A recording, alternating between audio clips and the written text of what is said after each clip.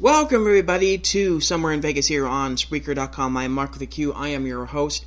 We have two great guests today. Coming up a little bit later on, we'll be talking to IB, who will be talking about her hip-hop album coming out and her new single, Wednesday Thoughts. But first, my next guest has done a lot in terms of the beauty industry, but now she is making a splash in the music industry with her new project, The Velvet Room.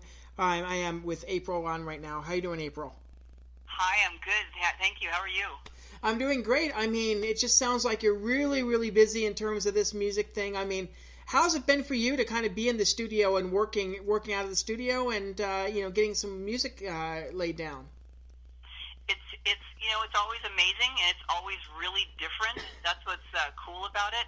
It's every piece of music that you're working on has like such a different feel, such a different direction, whether it's a ballad, like a sensitive ballad, or whether it's like a kind of a upbeat, like neo-soul, jazz, R&B mixed type thing. It's fun because it's each piece that we work on is so different, and that's what makes it, interesting. It's so cool to have like these little pieces of art that are all so different. What was it like your first experience going into a studio? I mean, what was it like for you to kind of work through a studio and kind of learn your way up through what you have to do in a studio in order to record a song? Well, that's a good question. It was super overwhelming, and it was I was awestruck because Kevin Flournoy, the producer of this album, and he wanted to record up at Westlake Studios, and that's where Michael Jackson recorded all of his major hits. So we were like in the studio where he had recorded. What was the songs in the Thriller? He did Thriller in this studio, and it was like there's these pictures all over, the glove and the gold records and so you kind of feel kind of small, like in the very beginning you're kind of looking around like, what am I doing here? Because it's you're in the company of royalty, so to speak. So, but all said, I was so thrilled to be there recording with that level of quality. Just the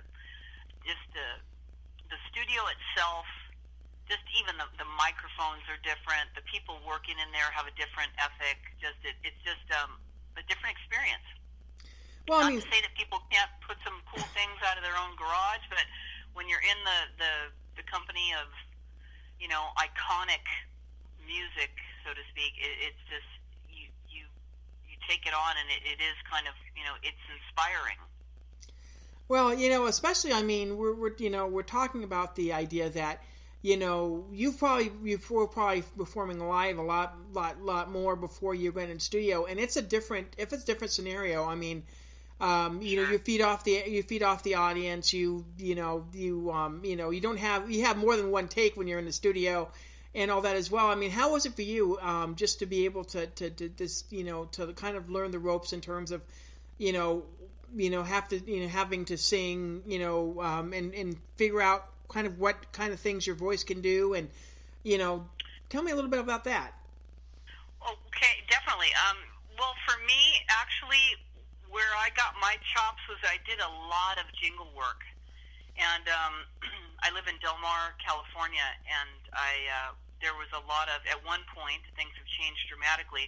I was working with a lot of the jingle houses from LA and in San Diego, a lot of corporate stuff.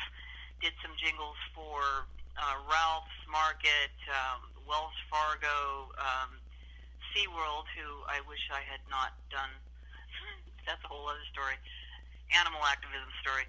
But I got a lot of background in singing in so many different ways, because whenever you do a jingle, you are, you're having to perform to the type of music, the type of voice, the request of what the product is, what the client wants. So we kind of learned how to be real versatile, and so that helped me as a vocalist in a lot of different ways, because somebody comes in and wants a rock vibe on a certain jingle. Somebody comes in and wants something real smooth and friendly, like the Ralph's thing. And so it helps when you learn to put different hats on, so to speak, and do it. Come up with a different voice, a different vibe, a different energy for all those different types of jingles. So that actually has been very cool because I think it expanded my talent towards being able to sing other different types of music authentically. Yeah, it also goes down. It also goes down to your thought processes in terms of your music too. I mean, to have sung different genres like that, there's, I'm pretty sure there are certain melodies or certain ideas that just come across in your brain having worked that way. Definitely. Yeah, it's I think it, and some artists are not able to expand because they have a certain type of talent and that's just who they are. Nothing wrong with that. It's just like, this is what I do.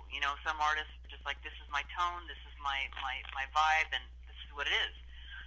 But I really liked being able to kind of flip and turn into different modes and different sounds. And I had to do different voices for jingles. I had to do, we used to call it 80s vibe voice, and then there was, ballad voice, and then there was, more operatic. It was nice to be able to exercise and work on those other different types of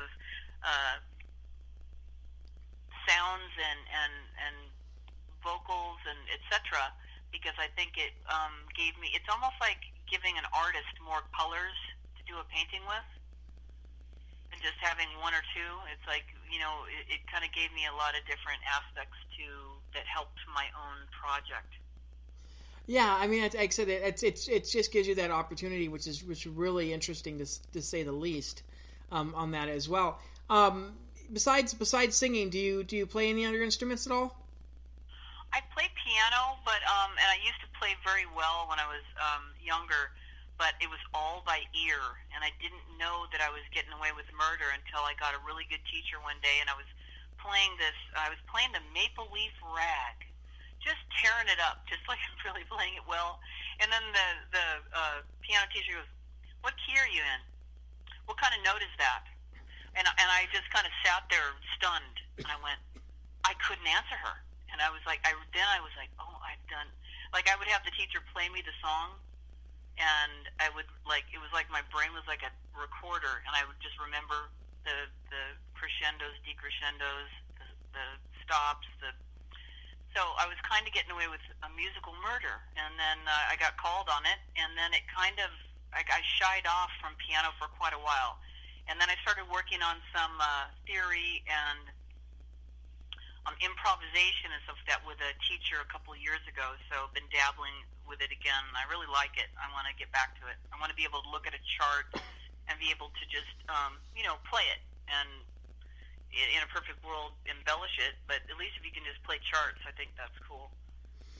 Well, yeah, and I mean, that's an amazing gift, just to be able to do it by ear. I mean, in Rocket Man, that was also, apparent that, Elton John really did have a really musical ear to start off with. He didn't learn how to basically read music until he went to school for it. So yeah, it's a very rare talent. Yep. That's interesting. Yeah, I mean, how did this project come about? You said you came kind of for jingles as well, and you did a little bit more singing on the side. How did this project come about?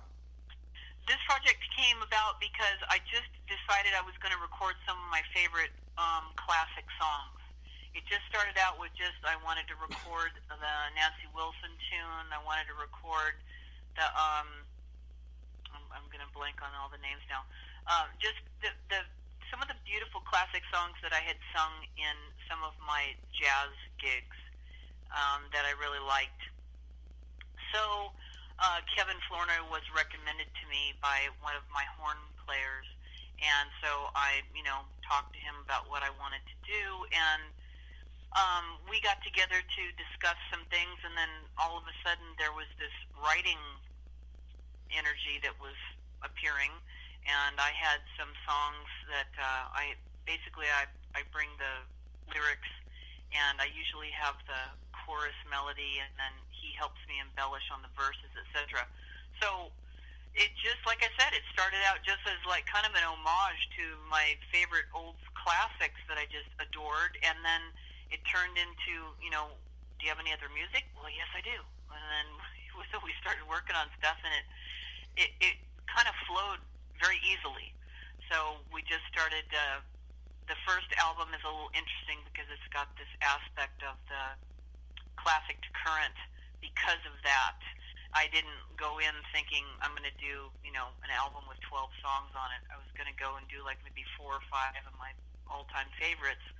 And then it kind of rebirthed into this other very interesting artistic thing, and we are still working on stuff, and we've been actually working on a song that there's a movie that needs some music, and we're hoping to get some music into this movie, that opportunity that has presented itself. So you never know. It's a crazy business, but we just keep going forward because it's what we do.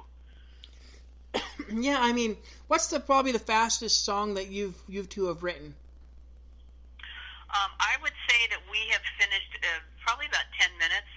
I mean, like if I've got sometimes if I don't have 100% of the lyrics together, but we come up with a beautiful melody that we both love, then we'll get the melody down.